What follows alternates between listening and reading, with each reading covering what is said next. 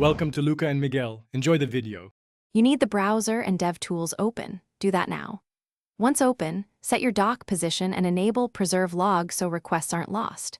Next, toggle the device toolbar to simulate viewports and choose a device size. Make sure caching is disabled in Network to see real-time changes, and pin the Elements panel for quick DOM access. From here, you can inspect elements, edit markup live, and prepare for the next, deeper steps. You'll focus on 3 areas: Elements, Console, and Network/Performance. In Elements, edit HTML or CSS to verify layout fixes instantly. Once done, copy the exact rule for your style sheet. Then switch to Console to execute JavaScript snippets, check live variables, and add breakpoints with debugger statements. Finally, record a performance profile while reproducing the issue. Make sure to throttle network and CPU so you can see realistic behavior and isolate slow resources or long tasks.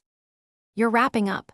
Export any CSS or JS edits back to your source using workspaces or copy-paste the exact changes.